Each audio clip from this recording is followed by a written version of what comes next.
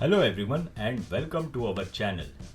In this video, we are going to talk about an excerpt taken from the book The Science of Getting Rich by Wallace D. Wattles. It is about your fundamental right to be rich. If this topic makes sense to you, then drop a like below and hit on the subscribe button. Please watch this video till the end so you don't miss out on any point. Let us get started with the topic now. The author says, whatever may be said in praise of poverty, the fact remains that it is not possible to live a really complete or successful life unless one is rich. No man can rise to his greatest possible height in talent or soul development unless he has plenty of money. For to unfold the soul and to develop talent, he must have many things to use, and he cannot have these things unless he has money to buy them with. A man develops in mind, soul and body by making use of things, and society is so organized that man must have money in order to become the possessor of things.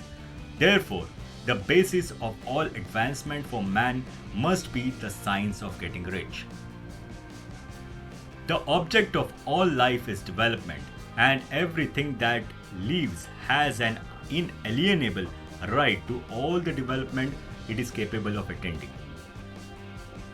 Man's right to life means his right to have the free and unrestricted use of all the things which may be necessary to his fullest mental, spiritual and physical unfoldment, or in other words, his right to be rich.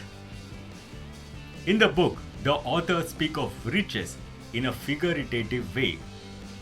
To be really rich does not mean to be satisfied or contented with a little. No man ought to be satisfied with a little if he is capable of using and enjoying more. The purpose of nature is the advancement and unfoldment of life, and every man should have all that can contribute to the power, elegance, beauty, and richness of life. To be content with less is sinful. The man who owns all he wants for the living of all the life he is capable of living is rich. And no man who has not plenty of money can have all he wants. Life has advanced so far and become so complex that even the most ordinary man or woman requires a great amount of wealth in order to live in a manner that even approaches completeness. Every person naturally wants to become all that they are capable of becoming. This desire to realize innate possibilities is inherent in human nature. We cannot help wanting to be all that we can be. Success in life is becoming what you want to be. You can become what you want to be only by making use of things, and you can have the free use of things only as you become rich enough to buy them. To understand the science of getting rich is therefore the most essential of all knowledge. There is nothing wrong in wanting to get rich. The desire for riches is really the desire for a richer, fuller and more abundant life, and that desire is praiseworthy. The man who does not desire to live more abundantly is abnormal, and so the man who does not desire to have money enough to buy all he wants is abnormal. There are three motives for which we live. We live for the body, we live for the mind, and we live for the soul. No one of these is better or holier. All are alike desirable, and no one of the three, body, mind or soul, can live fully if either of the others is cut short of full life and expression. It is not right or noble to live only for the soul and deny mind or body, and it is wrong to live for the intellect and deny body or soul.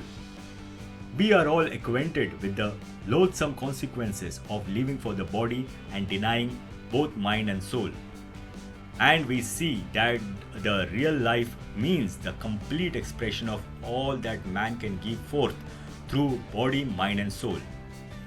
Whatever he can say No man can be really happy or satisfied unless his body is living fully in every function, and unless the same is true of his mind and his soul. Whatever there is unexpressed possibility or function not performed, there is unsatisfied desire.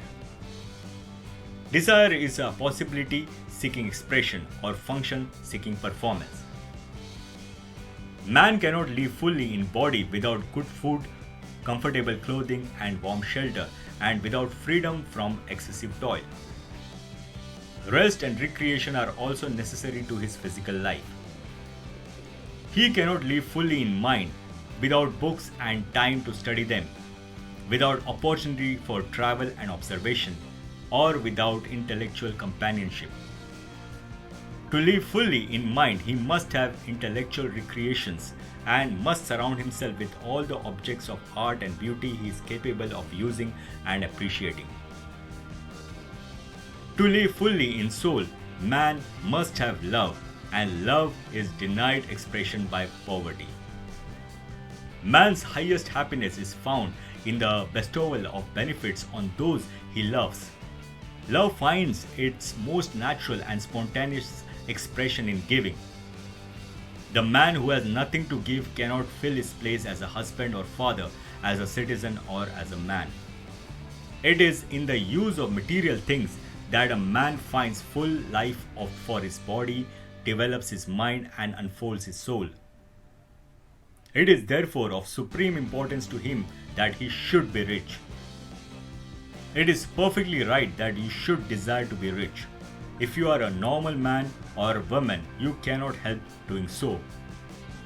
It is perfectly right that you should give your best attention to the science of getting rich, for it is the noblest and most necessary of all studies.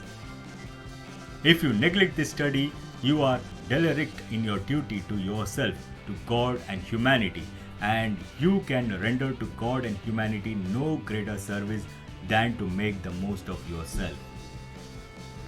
This brings us to the end of this video. Thanks for watching.